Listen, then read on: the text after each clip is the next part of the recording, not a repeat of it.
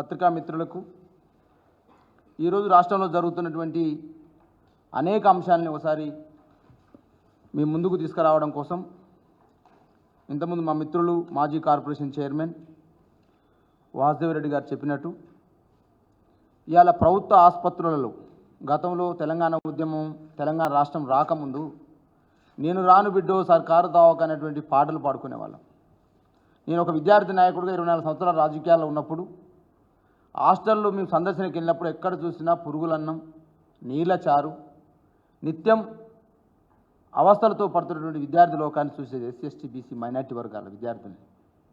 దాన్ని రూపం అవడం కోసం తెలంగాణ రాష్ట్రం ఏర్పడ్డ తర్వాతకి అనేక గురుకుల పాఠశాలలు నెలకొల్పడే కావచ్చు, ఒక విద్యార్థికి 1,25,000 రూపాయలు ఖర్చు పెట్టడమే కావచ్చు, హాస్టల్లో అధునూతనమైనటువంటి వసతులతో పాటుగా అనేక అంశాలని కల్పించింది మహాత్మా జ్యోతిరావు పూలే పాఠశాలలు కావచ్చు, అదేవిధంగా డాక్టర్ బిఆర్ అంబేద్కర్ గురుకుల పాఠశాలలు కావచ్చు, అదేవిధంగా మైనార్టీ గురుకుల పాఠశాల నెలకొల్పడం జరిగింది.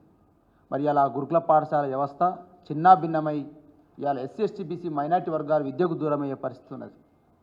ఒకవైపు గురుకులాల పరిస్థితి అది, ఒకవైపు ఏమో హాస్పిటల్లో నిత్యం ఇవాళ డెంగ్యూ జ్వరాలతోటి, టైఫాయిడ్ జ్వరాలతోటి ఇవాళ రాష్ట్రం అంతా జ్వరాలతో తలడిల్లుతూ ఉంటే నేను బుల్డోజర్లు పట్టుకొని తిరుగుతానని మాట్లాడుతూ ఉంటాను రేవంత్ రెడ్డి గారు. ఒకవైపు ఏమో నీ ప్రియాంక గాంధీ గారు ఢిల్లీలో యూపీ ప్రభుత్వం పైన ఇదేం రాజ్యం ఇది, జంగిల్ రాజ్యం ఇది, బుల్డోజర్ రాజ్యం అని చెప్పేసి ప్రియాంక గాంధీ గారు రాహుల్ గాంధీ గారు మాట్లాడతారు. అయ్యా ఢిల్లీలో ఒక న్యాయం, గల్లీలో ఒక న్యాయం ఉంటుందా రేవంత్ రెడ్డి గారు? అక్కడ ప్రియాంక గాంధీ గారు రాహుల్ గాంధీ గారు ఏం మాట్లాడతారు? యోగి గారు బుల్డోజర్ రాజ్యం నడుపుతారా, ఎట్లా పడితే అట్లా అక్రమ నిర్మాణాలను ప్రభుత్వ బలాలను గులగొడతారని మాట్లాడతారు. కనీసం నోటీస్ ఇవ్వరా, రాజ్యాంగంలో పౌరుడికి కనీసం నోటీస్ ఇవ్వరని మాట్లాడతారు. మరి ఇక్కడ ఏ నోటీస్ ఇస్తున్నావయ్యా? ఏ నోటీస్ ఇచ్చి కొలగొడతా ఉన్నావు? ఇక గీతానుసారం మాట్లాడతారు రేవంత్ రెడ్డి గారు. సంతోషం, శ్రీకృష్ణుడి గీతానుసారం శ్రీకృష్ణాష్టమి నాడే మాట్లాడండి. ఆ గీతానుసారం ఏం చెప్తుంది?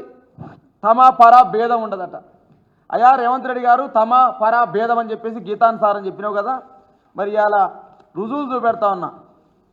దుర్గం చెరువు దగ్గరలో ఆక్రమించుకున్నటువంటి నీ తమ్ముడు మరి అలా తమ పర భేదం ఉండదని చెప్పేసి మాట్లాడినావు కదా రేవంత్ రెడ్డి గారు. ముఖ్యమంత్రి గారు మీరంటే గౌరవం ఉంది.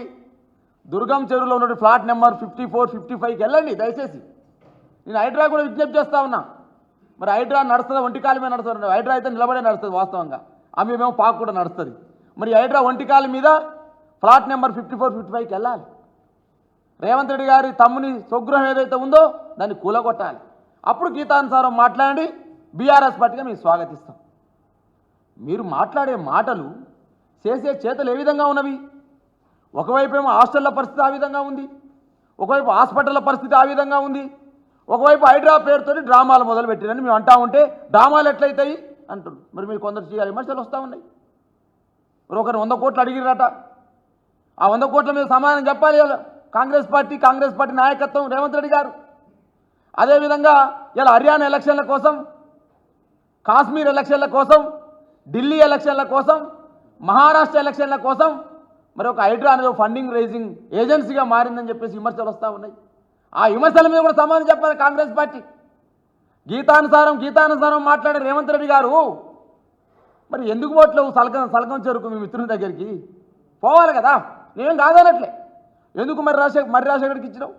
నేను హైడ్రా రంగనాథ్ గారు మాట్లాడతారు, కాలేజీలు ఎవరైనా కాలేజీలే, విద్యార్థులకు ఎవరు నష్టపడతామని నువ్వు మాట్లాడుతావు. మరి రాజశేఖర్ ఇన్స్టిట్యూషన్ ఒక్కటే కాలేజా? పల్లారాజరెడ్డి గారిది ఒక్కరిదే కాలేజా? మల్లారెడ్డి గారిది ఒక్కరిదే కాలేజా? అంటే బీఆర్ఎస్ పార్టీ నాయకులే కాలేజీలు, మిగతా వాళ్ళే కాలేజీలు కావాలంటున్నాను నేను. ఇలా ఈ ద్వంద్వ నీతి ఏంది అంటున్నాను, ఈ దురుద్దేశం ఏంది అంటున్నాను. దీనిపైన ఉన్న ఎజెండా ఏదో చెప్పాలంటారు రేవంత్ రెడ్డి గారిని అడుగుతాను నేను. ముఖ్యమంత్రి గారు నీకు దమ్ము ధైర్యం ఉంటే గీతానుసారమే నువ్వు పనిచేస్తే నీ వాళ్ళపై దాడి చేయి. ఫస్ట్ నీ వాళ్ళకి కూలగొట్టి మాట్లాడు. ఇలా అన్ని ఆధారాలు ఉన్నాయి. ఎందుకంటే నేను రోజు టీవీలలో చెప్తా ఉన్నాం, అయినా కూడా ఎవ్వరు స్పందిస్తలేరు, బాధపడుతున్నాం. మరి అలా 100కు 100% రేవంత్ రెడ్డి గారి యొక్క నిర్మాణం ఏదైతే ఉందో, వారు ఉన్నటువంటిది ఏదైతే ఆ నిర్మాణం ఉందో, ఆ నిర్మాణం ఎక్కడుందో కూడా కష్టంగా ఇవాళ పత్రికలలో, మీడియాలలో, సోషల్ మీడియాలో వస్తుంది. కానీ ఎవ్వరు కూడా దానికి పట్టించుకునే పరిస్థితి లేదు.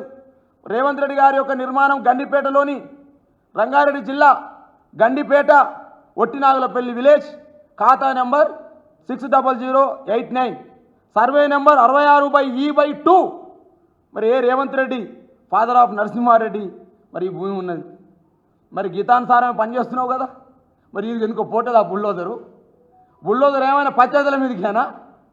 బుల్డోజర్ ఏమైనా నిన్ను వ్యతిరేకించే వాళ్ళ మీదకేనా? బుల్డోజర్ ఏమైనా పైసలు కలెక్షన్ల కోసమే పోతా ఉందా? బుల్డోజర్ ఏమైనా నీ పార్టీని కాపాడడం కోసం మహారాష్ట్ర ఎలక్షన్ల కోసం పోతా ఉందా? ఎందుకు పోతుందో సమానం చెప్పాలి దీని మీద. ఇలా ఏం మాట్లాడకుండా బుల్డోజర్ ఓన్లీ పంచాయతీల మీద పంపుదాం, మనోళ్ళని మాత్రం కాపాడదామంటే నీ ఎమ్మెల్సీ గారు చెప్పారు కదా, పట్నం మహేందర్ రెడ్డి గారు, నేను గిత్తతే ఆక్రమించుకున్న పక్కన పోసాడు పెద్ద పెద్ద వాళ్ళు నేను మాట్లాడి, మరి పోవాలి కదా బుల్డోజర్ ఆడికి. ఆ పక్కనే ఉన్న పొంగులేడు శ్రీనివాసరెడ్డి గారికి పోవాలి ఆ భవనానికి కూడా, అక్కడికి ఓన్లీ రోజు ఒక మీడియాలో హైడింగ్ కోసం జనవాడ ఫామ్ హౌస్ పోయింది. జనవాడ ఫామ్ హౌస్ ఒక్కటే ఉంది అక్కడ, ఆ పక్కన అనేక ఫామ్ హౌస్లు ఉన్నాయి కదా. కాబట్టి ఇలా హైడ్రా పేరుతోటి జరుగుతున్న ఈ రాజకీయ తంతు, హైడ్రా పేరుతో జరుగుతున్న ఈ కలెక్షన్ల పర్వం ఇంకెంతవరకు కొనసాగుతాయో కాంగ్రెస్ పార్టీ సమాధానం చెప్పాలి. ఇలా మా పార్టీ ఎమ్మెల్సీల కళాశాల మీదకి పోతారు, మా పార్టీ ఎమ్మెల్యేల కళాశాల మీదకి పోతారు. మరి మా అంతకుముందు ఇచ్చింది ఎవరు? ఇరిగేషన్ శాఖ గవర్నమెంట్దే, కలెక్టర్ ఇచ్చిన ఎన్ఓసి గవర్నమెంటే. మరి అదేవిధంగా అనేక రకాల పర్మిషన్లు, మున్సిపల్ పర్మిషన్లు, అనేక పర్మిషన్లు ఇచ్చారు కదా. మరి ఆ పర్మిషన్లు ఇచ్చి మరి ఎందుకు ఇవాళ చేస్తూ ఉన్నారు? ఇవాళ మేము అడుగుతూ ఉన్నాం, పేదవాడి జోలికి వస్తే బీఆర్ఎస్ ఊరుకోదని చెప్తా ఉన్నాం. అదే పేదవాడికి కొన్ని సందర్భాల్లో అప్పుడున్న ప్రభుత్వాలు, అప్పుడున్న కలెక్టర్లు, అప్పుడున్న మున్సిపాలిటీలు, అప్పుడున్న జిహెచ్ఎంసీ పేదవాళ్ళ యొక్క బతుకుల్ని బాగు చేయాలని ఆలోచన కొన్ని పట్టాలు ఇవ్వచ్చు. పట్టా భూములలో వెంచర్లు వెలిసినాయి కదా. మరి పట్టా భూములలో వెంచర్లు వెలిసినప్పుడు, పట్టా భూములలో పేదవాళ్ళు కొనుక్కున్నప్పుడు ఎందుకు మీరు అన్యాయం చేస్తూ ఉన్నారు? పేదవాళ్ళ పట్ల మీ వైఖరి ఏందో చెప్పాల్సిన అవసరం ఉంది. మరి రాజ్యాంగంలో ఉన్న పౌరునికి స్వేచ్ఛ నోటీసు ఇవ్వకుండా ఎట్టగొలగొడతో చెప్పాల్సిన అవసరం ఉంది. కాబట్టి ఇవన్నీ కూల్చివేతలు అనేవి ఓన్లీ ఇలా కాంగ్రెస్ అధిష్టానాన్ని మెప్పించడం కోసమే. ఢిల్లీలో ఉన్నటువంటి ఆదేశాల ప్రకారం మరి ఇలా మహారాష్ట్ర ఎలక్షన్ల కోసం ఫండింగ్ రైజింగ్ కోసమే హైడ్రా ఏర్పడదని ఆరోపణ చేస్తూ ఉన్నాం.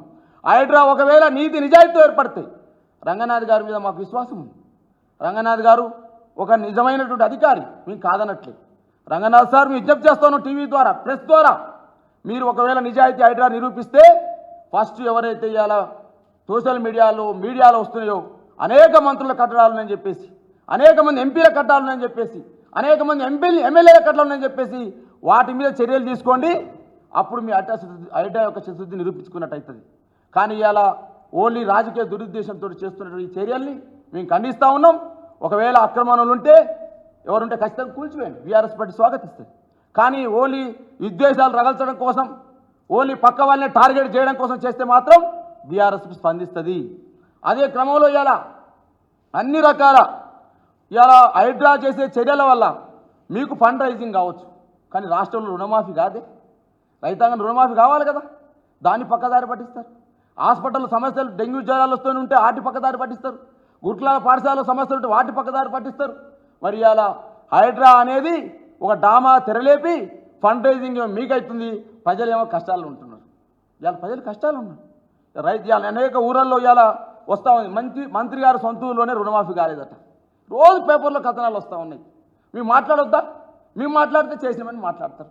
అయ్యా మీరు చేసిన సమావేశం చెప్తా ఉన్నాను నేను. మీరు బ్యాంకర్ సమావేశం ఏం చెప్పింది? ఎస్ఎల్బీసీ చెప్పింది 55 లక్షల మంది చిన్న సన్నకారు రైతులున్నారని చెప్పింది.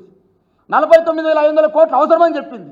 మీరే ఒక బహిరంగ సభలు చెప్పారు ముఖ్యమంత్రిగా, 41,000 కోట్లు రుణమాఫీకి అవసరమని మీరే చెప్పినారు. క్యాబినెట్లో మాత్రం 31,000 కోట్లు పెట్టినారు. రుణమాఫీ మాత్రం మరి బడ్జెట్లో 26,000 కోట్లు పెట్టినారు. రుణమాఫీ మాత్రం 17,000 కోట్లు చేసినారు. ఇది ఎక్కడ అన్యాయం అండి? మీరు చేసింది సగం. ఇక మా హరీష్ రావు గారి మీద ఎకశకాలు మాట్లాడడం లేదు. నీ బాధ అనిపించింది ఒక చదువుకున్న వాడిగా. హరీష్ రావు గారు చేయరు కానీ మాట్లాడారు. అయ్యా నువ్వు చేసిన రుణమాఫీ, రేవంత్ రెడ్డి గారు నువ్వు చేసిన రుణమాఫీ నువ్వు చేయాలి రాజీనామా చేస్తే.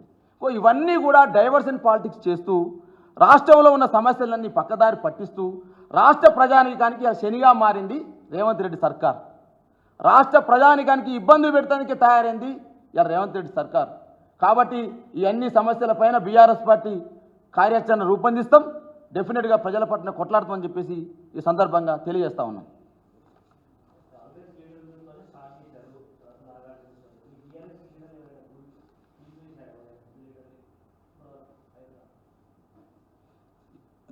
బీఆర్ఎస్ లీడర్లకు ఎక్కడ కూడా లేవని స్వయంగా చెప్పిండు. కేటీఆర్ గారే ప్రెస్ మీట్ పెట్టి స్వయంగా అది నాది కాదు మా దోస్తు అని చెప్పిండు. ఒకవేళ అది కూడా ఎఫ్టీఎల్ పరిధిలో బఫర్ జోన్లో ఉంటే దాన్ని కూడా కూల్చేసుకోమని కూడా చెప్పడం జరిగింది. కాబట్టి బీఆర్ఎస్ ఎవరి ఉన్నా ఒక కేటీఆర్ గారిది ఇంకెవరిది ఉన్నా కూడా కూల్చే నిబంధనలకు వ్యతిరేకంగా ఉంటే కూల్చడానికి మేము కూడా సహకరిస్తామని చెప్పి స్వయంగా చెప్పడం జరిగింది.